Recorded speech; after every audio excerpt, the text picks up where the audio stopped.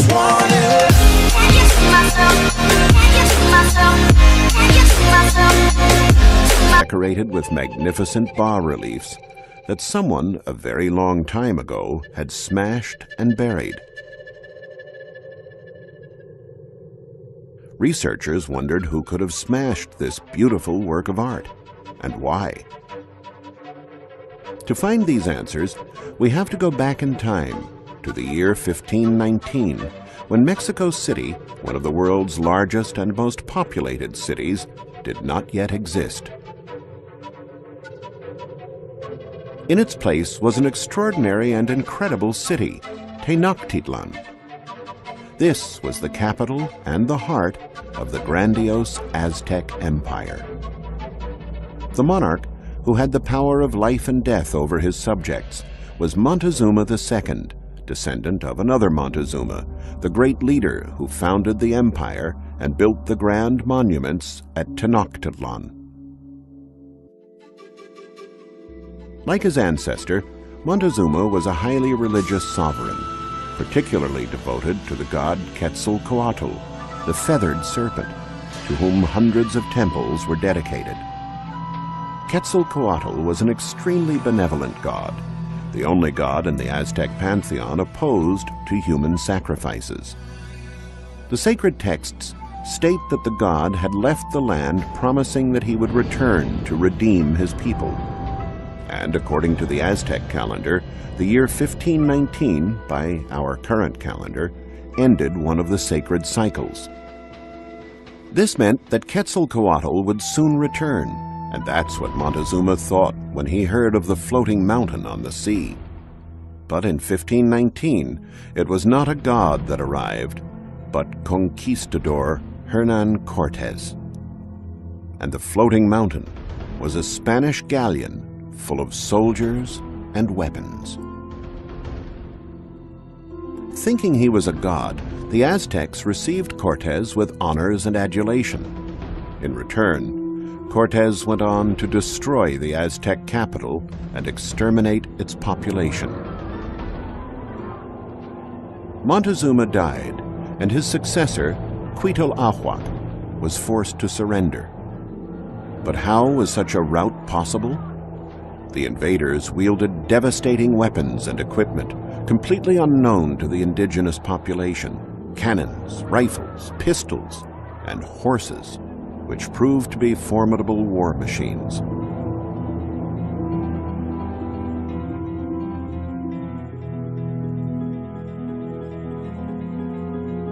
The conquistadors inadvertently brought another devastating weapon, a viral disease, smallpox. Smallpox found virgin territory in the New World. Millions died, over 2/3 of the Aztec population.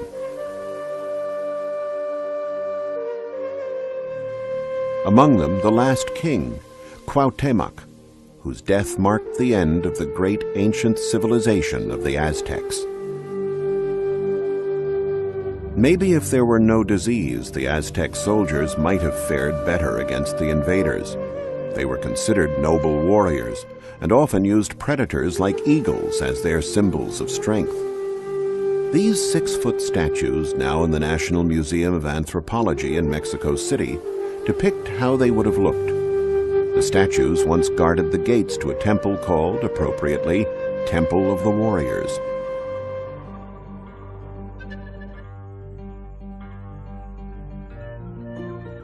Tenochtitlan was a grand city that stood in the middle of a large lake on a plateau surrounded by mountains. The first inhabitants of the area were tenacious souls who did not shy away from hardship. They transformed their settlement into one of the most extensive and populous metropolises of the then-known world. Their projects included dams, canals, and the draining of swamps. When the soldiers would come back from victorious battles with their spoils of war, they would visit the big market of Tlatelolco. Here they might try to bargain for some precious fabric or rare bird feathers to enrich their attire. Tlatelolco stood at the present site of Mexico City's Plaza de la Tres Culturas.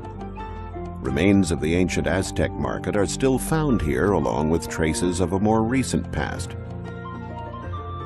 Archaeologists have unearthed a main pyramid, rebuilt 14 times, along with other pyramids, platforms, stairs, and altars.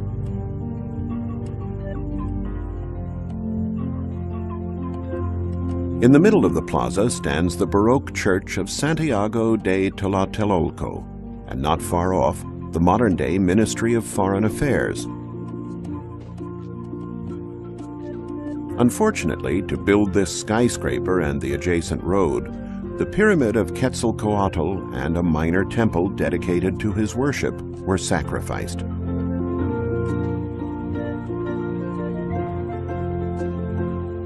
Tlatelolco probably wasn't much different from a modern Mexican market. The faces, the voices, the smells, and the many colors of the fruits, vegetables, spices, meats, and other goods for sale are probably the same. Europeans owe the richness of their cuisine to the peoples of America. Until they discovered the New World, they knew nothing of potatoes, tomatoes, corn, peppers, or eggplant. At Tlatelolco, fabrics, skins, pottery, and other commonly used objects were displayed and traded by Aztec merchants called Pochtecans. They would hawk their goods not for currency like gold coins, but in trade for precious cocoa beans.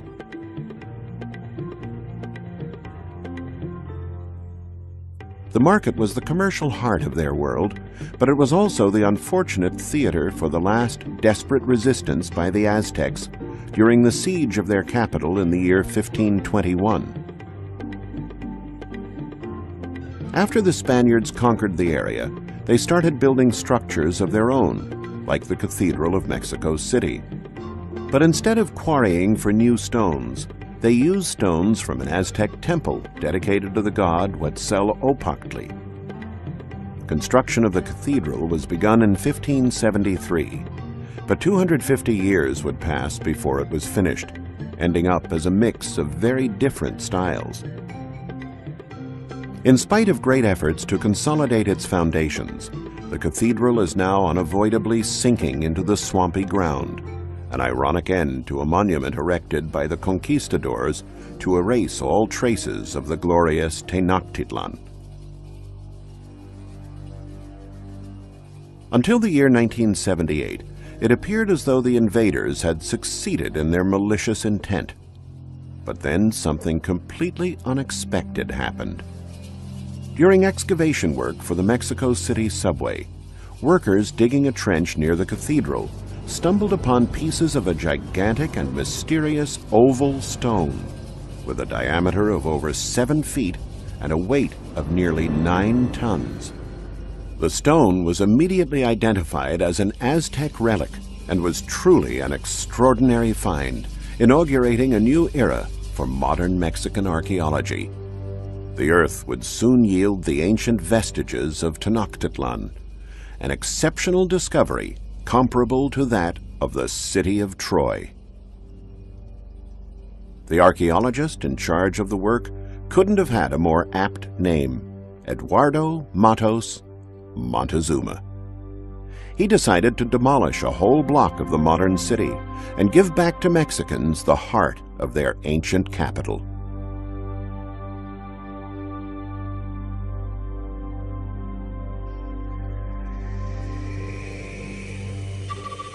From the many relics that have now been discovered, scientists are able to imagine how the magnificent ancient capital might have looked. The center of Tenochtitlan, situated between the cathedral and the Palacio Nacional on the Grand Plaza of the Zocalo, was mainly a place of worship, full of temples erected on the tops of pyramids with their characteristic steep stairways and colorful wall paintings. The city, at an elevation of over 6,500 feet, was surrounded by the lake, hills, and mountains.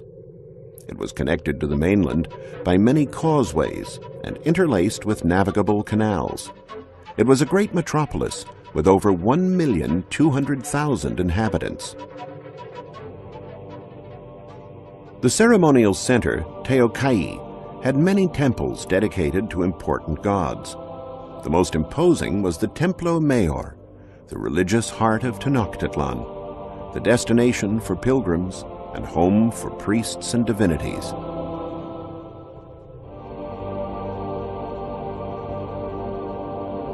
Only priests were allowed to climb to the top of the pyramid and enter the two temples. On either side of the temple, there were two other sacred constructions dedicated to the gods Quetzalcoatl and Tezcatlipoca. Teocalli also had dwellings reserved for those in the priesthood and playing fields for an Aztec ball game, which had more of a spiritual meaning than a sporting one. The players were the priests themselves. And lastly, there was the famous Altar of the Skulls, the Zompantli, where the craniums of human sacrifice victims were displayed.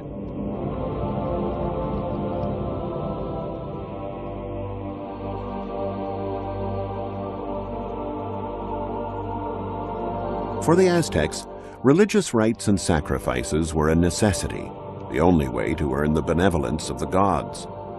They believed they were warding off famine, natural disasters, and defeats in battle.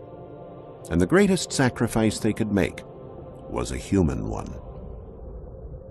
The priests made them lie on their backs on narrow sacrificial stones, then cut open their chests and pulled out pulsating hearts as an offering to the idols before them. This description by a Spaniard illustrates one of these sacrifices, made in honor of Huitzilopochtli, the god of the sun and war.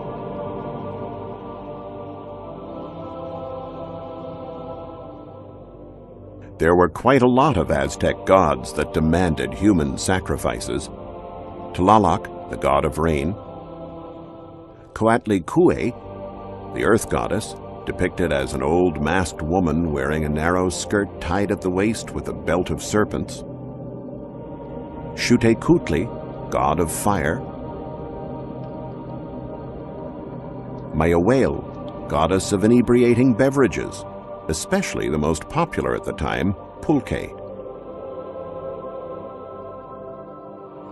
The excavation work of ancient Tenochtitlan lasted 5 years and brought to light over 7,000 objects, including sculptures, small artifacts, votive offerings, and the skulls of sacrifice victims. Most of the relics are kept in the very modern Museo del Templo Mayor. The stone that sparked the excavation work is in the place of honor in the center of the museum. The disc is decorated with a bas-relief portraying the goddess Coyolosh Hauqui, she who paints her face with bells, the Aztec moon goddess. Her body appears dismembered on the sculpted surface.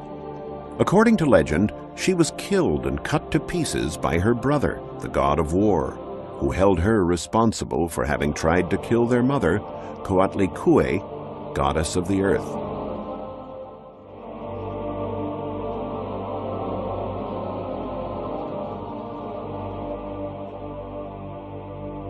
Another wonderful relic in the museum, and the only one of its kind, is this terracotta statue of the Bat God, a divinity of the underworld for worship of the dead. There are also many masks portraying the deceased and mythological beings.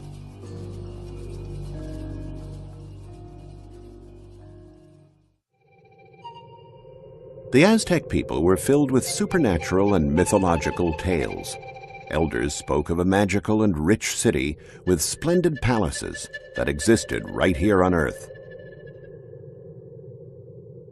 The city was called Teotihuacan, the place where men became gods. These pyramids and ruins are what remains of this once majestic city. In the 4th and 5th centuries, the 6th largest city in the world. When the Aztecs lived, the place was abandoned, partially swallowed up by the jungle. But the Aztecs still believed that the incredible pyramids were built by the gods thousands of years earlier, and they made pilgrimages to the site. Archaeologists found that the city of Teotihuacan was established in 200 BC by the peoples of the Mexico Valley. The pyramids, some of the most extraordinary monuments in the Americas, were built around 200 AD. At its zenith, Teotihuacan had grown to cover an area of almost 8 square miles and had almost 200,000 inhabitants. The monumental complex lies in the high Anahuac Valley in a barren and arid landscape that heightens its magical and mysterious atmosphere. It now attracts numerous people who gather here regularly to celebrate the rite of the Salute to the Sun.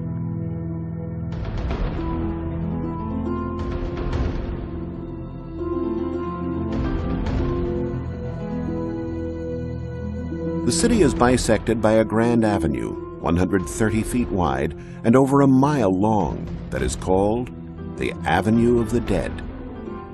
To the east stands Tepantitla, a building complex rich in murals. The paintings depict Tlalocan, a paradise with abundant water, butterflies, and flowers. Tlalocan was the world that was governed by Tlaloc, the god of rain. At the end of the Avenue of the Dead is the Ciutadela, the citadel, at whose center stands the pyramid dedicated to the god Quetzalcoatl. It is one of the most important buildings in the area. Next to its base are statues carved out of limestone and painted with natural pigments that used to decorate the pyramid. They represent the feathered serpent Quetzalcoatl. Originally, they were painted in bright colors. The undulating bodies of the serpents emerged from the walls of the pyramids, and the god's head was wreathed in a crown of feathers.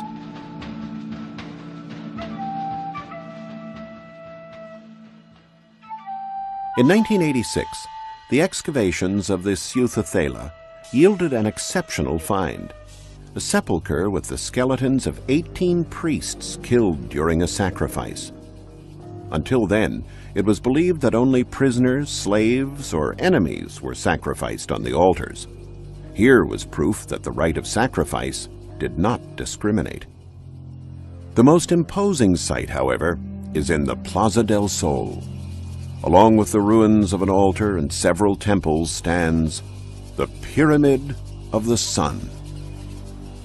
230 feet tall, 740 feet long on each side of the base, it is almost as big as the Egyptian Pyramid of Cheops at Giza, one of the 7 wonders of the world. Thousands of tourists make the steep but memorable climb to the top, a perfect place to take in the majesty of the entire complex. Ancient civilizations believed that both the sun and the moon were created at this site. From here you can also see the other great pyramid of Teotihuacan, the Pyramid of the Moon. Smaller than the Sun Pyramid, it's 130 feet high with a square base measuring 460 feet on each side. Yet despite these structures that have seemed to last an eternity, no one has figured out why the city and the culture disappeared so suddenly. The end apparently came around 750 AD. Some archaeologists feel the city was destroyed and burned, and its inhabitants fled. But no one knows who was responsible for the massacre, or what became of the survivors. Other experts have linked the decline of Teotihuacan simply to a change in the climate, which may have caused the already dry area to become uninhabitable. But that would not explain the fires and the devastation. Thus, the mystery of the lost city of Teotihuacan, where men became gods, lives on. One of the most incredible finds in the history of Mexican archaeology is the Sunstone. Miraculously escaping the fury of the Spanish, it was found in 1790 in Mexico City and incorporated into the eastern facade of the cathedral. The fascinating symbols incised into this Aztec treasure placed it at the center of numerous religious events. The relic can now be seen at the National Museum of Anthropology in Mexico City, a museum that contains many testaments to the origins and the histories of the peoples who populated Central America over the course of the millennia. A beautifully sculpted monkey-shaped receptacle made of extremely fragile black obsidian, heads carved in volcanic rock with eyes and teeth made of mother of pearl and pupils of pyrite, terracotta pipes, musical instruments, and thousands of other objects from the great Aztec culture.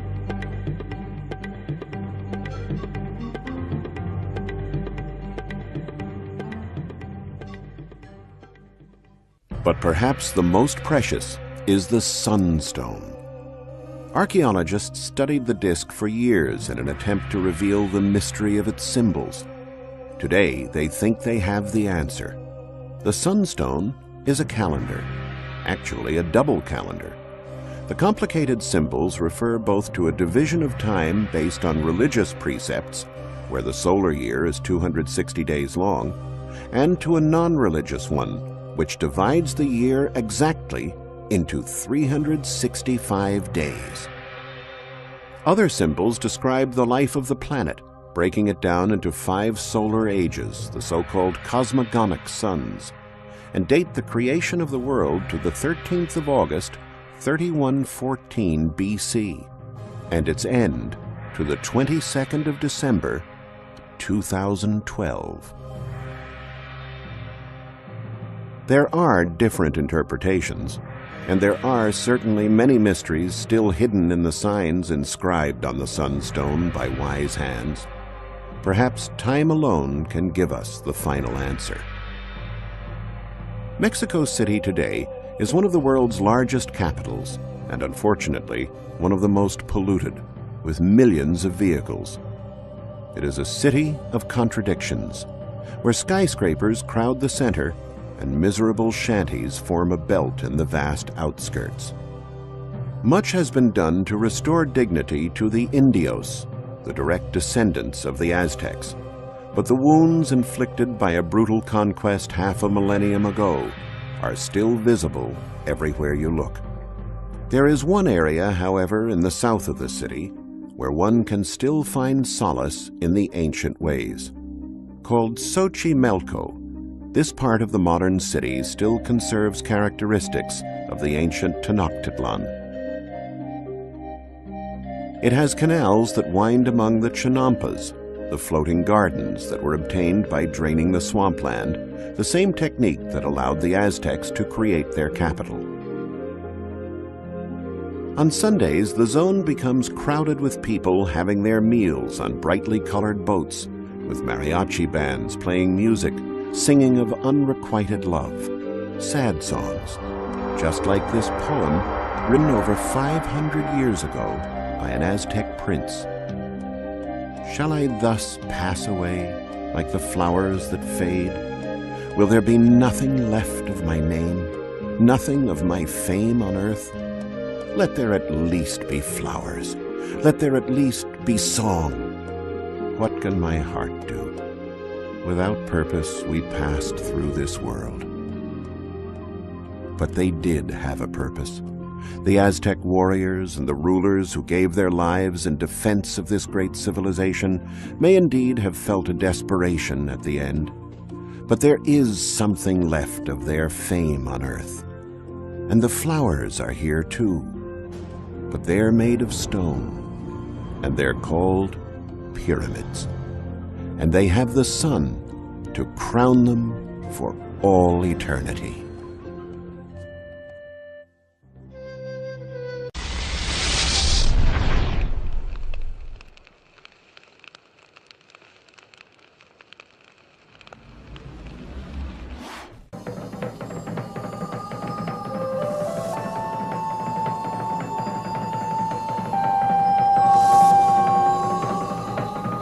A 1,000 years ago, Indian empires flourished in what is now Mexico and Guatemala. People built incredible cities and awesome pyramids. They often used these same pyramids, however, for a grim ritual. The sacrifice of human beings. What sort of men were these? What dark secrets are entombed inside their massive pyramids?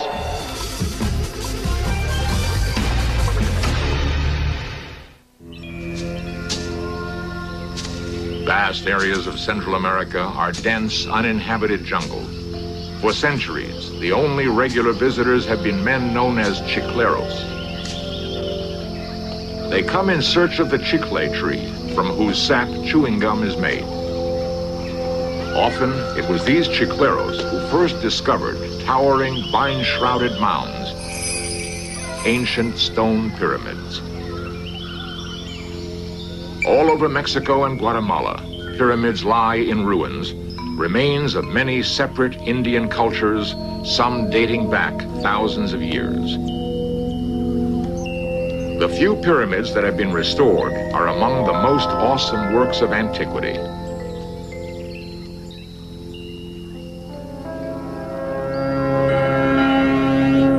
In Cholula, there is a pyramid which in volume is the largest building on Earth. 1,400 feet on each side, it covers 45 acres. To probe its construction, archaeologists dug 4 miles of tunnels inside the pyramid. They found steps of 3 earlier pyramids built one on top of another. The oldest dates back some 1,800 years. In the heart of Mexico City, workers are digging out an Aztec pyramid.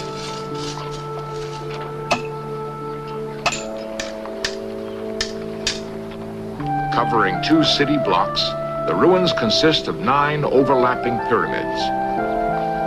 Archaeologists are restoring the original appearance.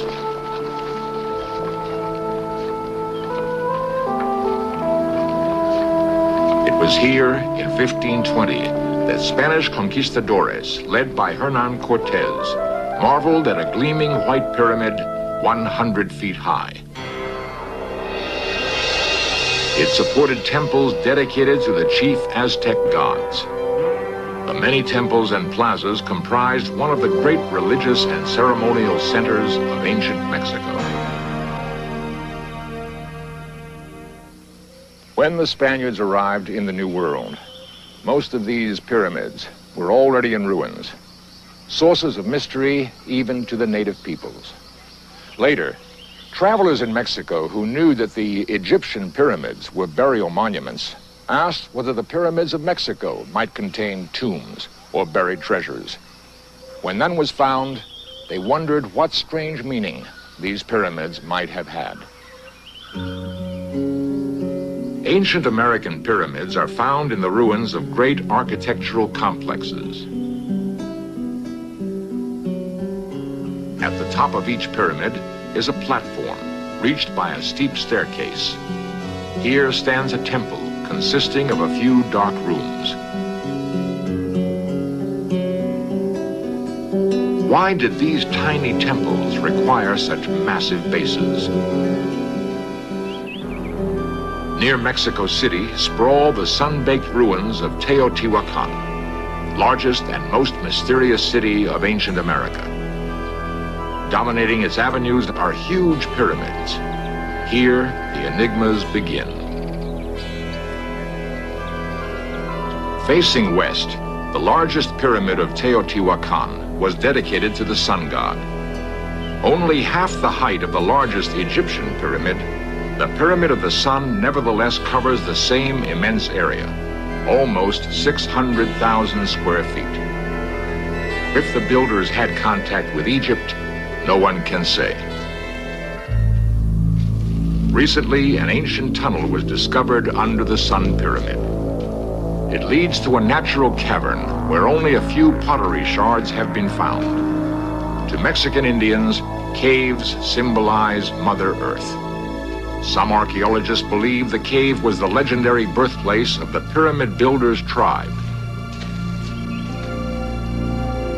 Its discovery has fueled speculation that somewhere in the huge bulk of the pyramid are hidden chambers, perhaps even a tomb. 300 meters from the Sun Pyramid is a group of ancient holes forming a triple cross. From this spot, on June 21st, the longest day of the year, the sun can be seen to rise over the pyramid's third notch, precisely marking the summer solstice.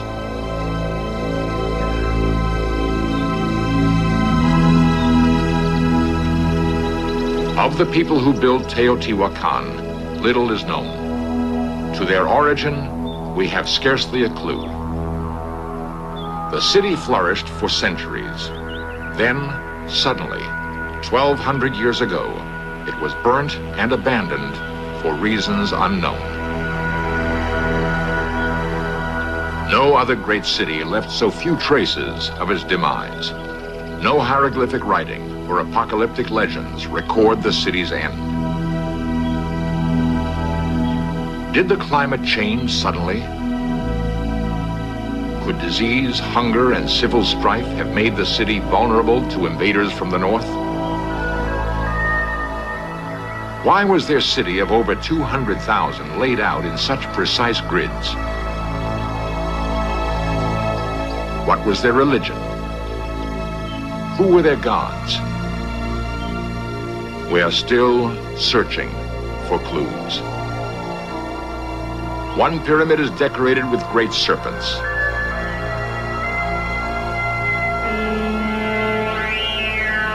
The snake heads resemble Quetzalcoatl, an important Mexican deity of later centuries. A strange blend of God, man, and beast, he was revered for introducing learning and art. He shares the pyramid with Tlaloc, the fierce Mexican rain god. Remarkably, the same goggle eyes are found 700 miles to the east in ruined cities whose people we do know. They were a separate culture, the Maya, and were somehow connected to Teotihuacan. Within a century of the end of Teotihuacan, the Mayan Empire also collapsed. At the Mayan center of Chichen Itza, there is a temple known as the Caracol. It was a solar and astronomical observatory used 1,000 years ago by Mayan priests. Night after night, astronomer priests charted the movements of heavenly bodies, making sightings with sticks or hollow tubes. Despite their lack of modern instruments, these early astronomers created a solar calendar whose accuracy was unrivaled until the 19th century. They recorded the rising of stars, had an excellent lunar calendar, and could warn of eclipses years in advance. The Dresden Codex, an ancient Mayan manuscript, preserves their calculation of the motions of Venus, accurate to 1 hour in a span of 300 years. For the Maya, the cycle of day and night was linked to the supernatural world of life and death. The 9 tiers of their pyramids represented the 9 levels of the underworld. Why, if the pyramids were connected with death, did they not have tombs? In 1949, archaeologist Alberto Rus was exploring a pyramid at the Mayan center of Palenque. To his surprise, he uncovered a rubble-filled staircase leading down to the heart of the pyramid.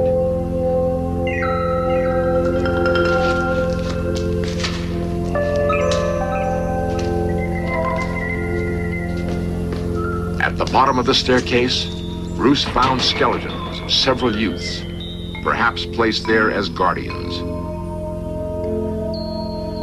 Then, he broke through to a large vaulted room. Around the walls were stucco reliefs of Mayan gods, known as Lords of Darkness.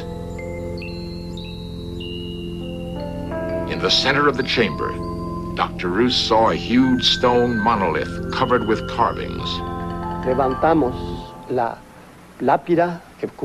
We lifted the flat inscribed stone and found a large opening that was covered with another stone. We lifted that one too and found a sarcophagus in which appeared a skeleton of a man with all his jade jewelry. Over the man's face was a mask made of 200 jade pieces, to the Mayans more precious than gold. The sarcophagus lid, its colors restored, shows a priest looking up through sacred trees.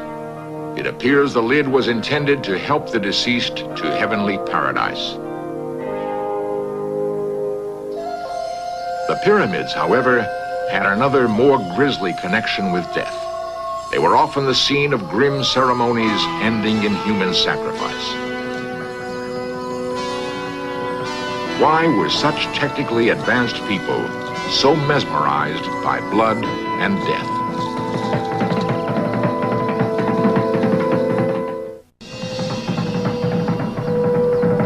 When archaeologists excavated the Caracol at Chichen Itza, they found 14 skulls on a platform adjoining the main stairway. The skulls belonged to victims of human sacrifice.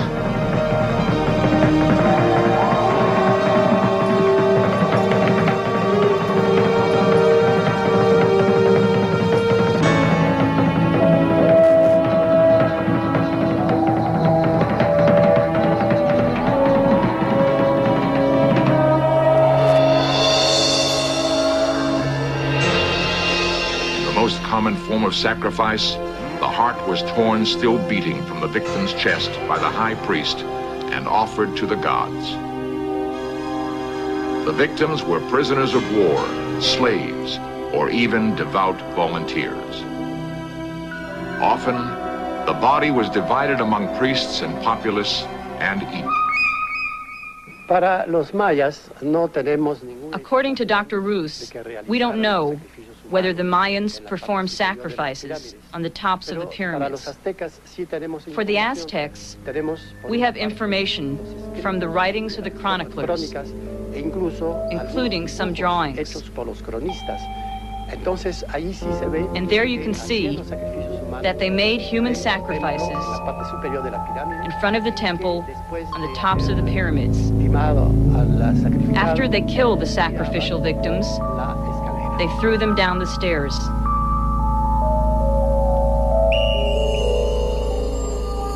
In front of the Pyramid of Mexico City was a bizarre structure called the Skull Rack. According to Spanish reports, it contained 136,000 human heads. The Aztec obsession with sacrifice was no isolated example.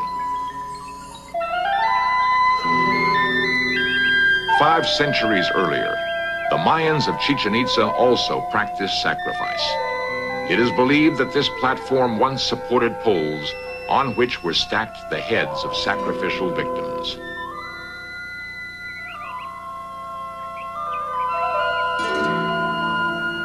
There were many situations that called for sacrifice. The rain god had to be appeased. And to protect the sun during its nightly passage through the underworld, priests felt compelled to make daily offerings of human hearts and blood.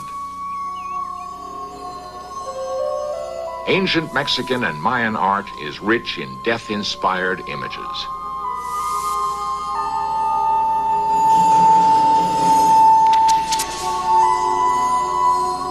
Nightmare visions of the grotesque, the fantastic, and the terrifying abound.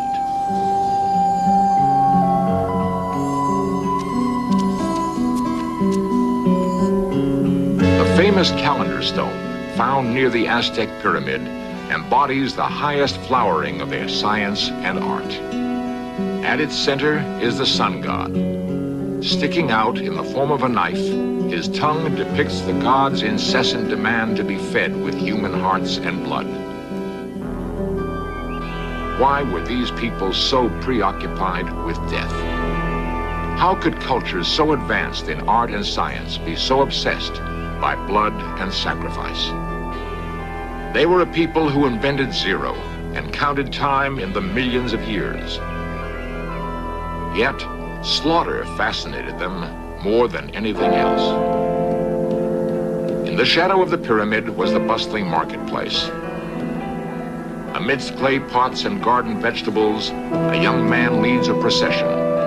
He is dressed in the garb of the god to whom he will be sacrificed. Such sacrificial victims felt especially honored, since their souls would rise to the house of the sun. For ancient Mexicans, there were no absolute barriers between the living and the dead.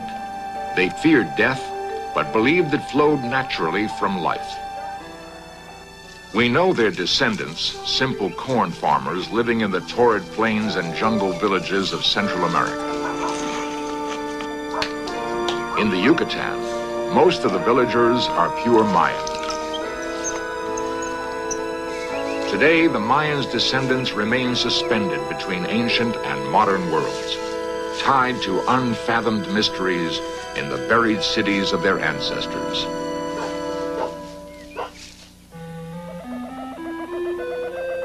Deep in the Guatemala jungle is the most awesome of all Mayan ruins, the fabulous city of Tikal. Like ancient skyscrapers, its huge pyramids pierce the rainforest canopy. They support dark, narrow temples with walls up to 40 feet thick. Crowning the temples are giant roof cones covered with ornate but decaying sculpture. Once, gleaming white plaster coated the pyramids. Temples were painted a gaudy red. Great crowds gathered in the plazas to watch spectacles of pomp and sacrifice. La población no tenía acceso. The population didn't have access to the temples, which were on tops of the pyramids. The only ones allowed were the priests. For the ordinary people, the pyramids were proof that the ruling class had great power, that they had better obey. Perhaps the pyramids were symbols of ruling class power, designed to awe and frighten the populace. The pyramid stairs are so steep that some tourists have slipped and fallen to their deaths. Perhaps they were built so that bodies of sacrificial victims would roll unimpeded to the ground. Everywhere at Tikal are altars paired with vertical stones called stelae. A common theme of altar carvings is the bound prisoner destined for decapitation. On one stone, skull and thigh bones represent the captive, dispatched by two executioners with stone knives. Why are there so many altars at Tikal? Could it have known the horrors of mass sacrifice? More than 50,000 people once lived in Tikal. But in 889 AD, the dates carved in stone suddenly stopped. The city was mysteriously abandoned. The whole Mayan empire collapsed. No one knows why. The jungle has today reclaimed its territory. Once gleaming temples have crumbled to ruin.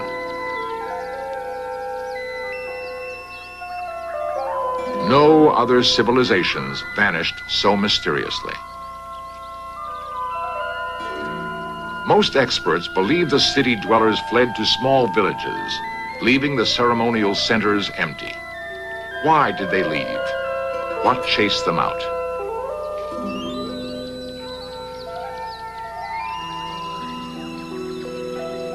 In ancient America, gods and men met in ways we may never understand. Animalistic, fatalistic, and magical ideas ruled supreme.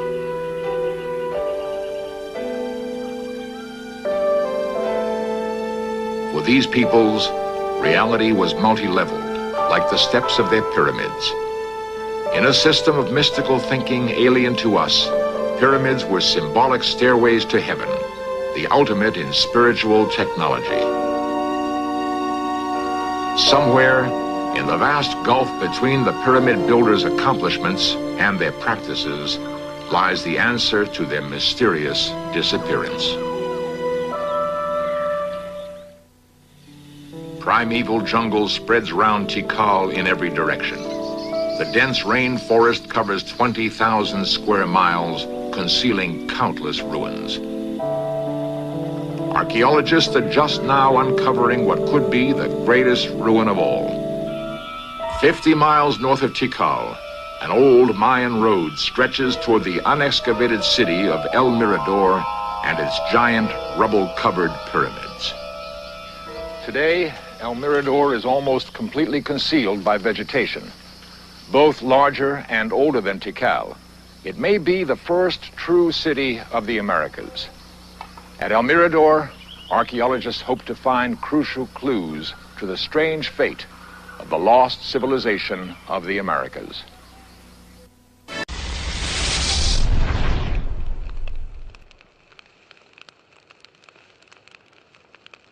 Current calendar ended one of the sacred cycles. This meant that Quetzalcoatl would soon return, and that's what Montezuma thought when he heard of the floating mountain on the sea. But in 1519, it was not a god that arrived, but conquistador Hernan Cortes. And the floating mountain was a Spanish galleon full of soldiers and weapons. Thinking he was a god, the Aztecs received Cortes with honors and adulation. In return, Cortes went on to destroy the Aztec capital and exterminate its population. Montezuma died, and his successor, Cuitlahuac, was forced to surrender. But how was such a rout possible? The invaders wielded devastating weapons and equipment completely unknown to the indigenous population: cannons, rifles, pistols, and horses, which proved to be formidable war machines.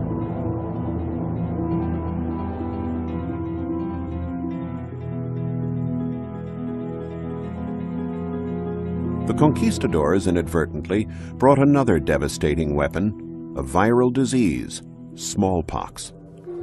Smallpox found virgin territory in the New World. Millions died, over 2/3 of the Aztec population.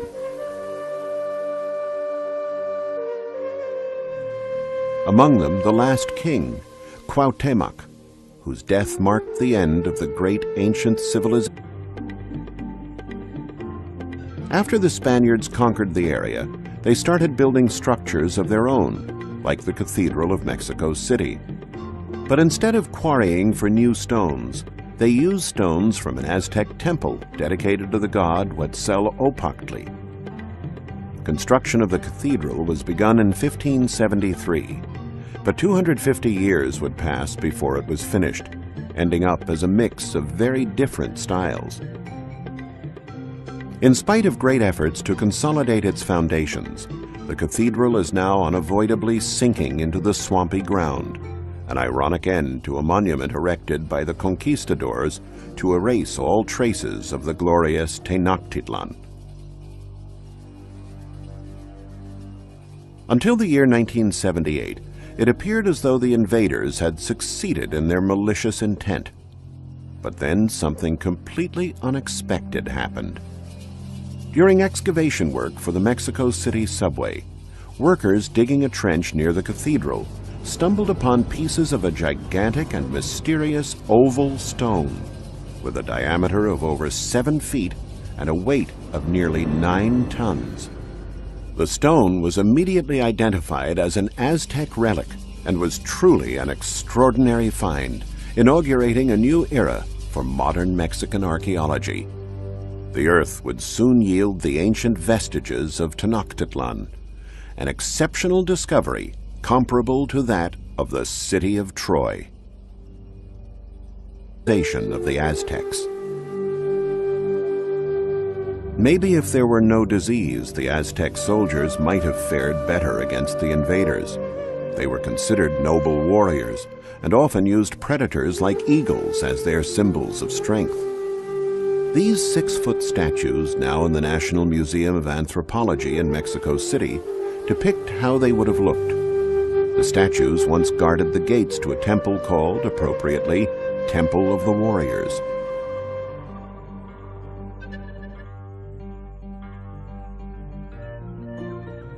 Tenochtitlan was a grand city that stood in the middle of a large lake on a plateau surrounded by mountains. The first inhabitants of the area were tenacious souls who did not shy away from hardship. They transformed their settlement into one of the most extensive and populous metropolises of the then known world. Their projects included dams, canals, and the draining of swamps. When the soldiers would come back from victorious battles with their spoils of war, they would visit the big market of Tlatelolco. Here they might try to bargain for some precious fabric or rare bird feathers to enrich their attire. Tlatelolco stood at the present site of Mexico City's Plaza de la Tres Culturas. Remains of the ancient Aztec market are still found here, along with traces of a more recent past. Archaeologists have unearthed a main pyramid, rebuilt 14 times, along with other pyramids, platforms, stairs, and altars.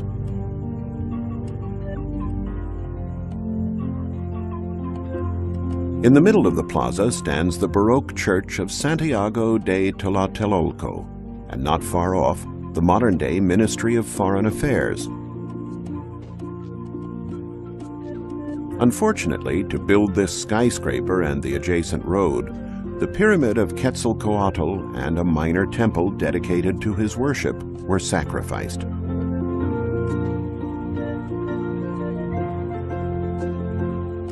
Tlatelolco probably wasn't much different from a modern Mexican market. The faces, the voices, the smells, and the many colors of the fruits, vegetables, spices, meats, and other goods for sale are probably the same. Europeans owe the richness of their cuisine to the peoples of America. Until they discovered the New World, they knew nothing of potatoes, tomatoes, corn, peppers, or eggplant. At Tlatelolco, fabrics, skins, pottery, and other commonly used objects were displayed and traded by Aztec merchants called Pochtecans. They would hawk their goods not for currency like gold coins, but in trade for precious cocoa beans.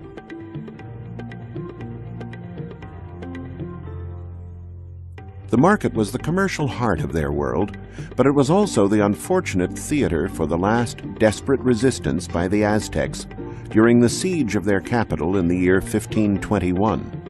I just want it. Can you see myself? Can you see myself? Can you see myself? Decorated with magnificent bas-reliefs that someone a very long time ago had smashed and buried. Researchers wondered who could have smashed this beautiful work of art, and why. To find these answers, we have to go back in time to the year 1519, when Mexico City, one of the world's largest and most populated cities, did not yet exist. In its place was an extraordinary and incredible city, Tenochtitlan. This was the capital and the heart of the grandiose Aztec Empire. The monarch, who had the power of life and death over his subjects, was Montezuma II, descendant of another Montezuma, the great leader who founded the empire and built the grand monuments at Tenochtitlan. Like his ancestor, Montezuma was a highly religious sovereign, particularly devoted to the god Quetzalcoatl, the feathered serpent, to whom hundreds of temples were dedicated. Quetzalcoatl was an extremely benevolent god, the only god in the Aztec pantheon opposed to human sacrifices. The sacred texts state that the god had left the land promising that he would return to redeem his people. And according to the Aztec calendar, the year 1519, by our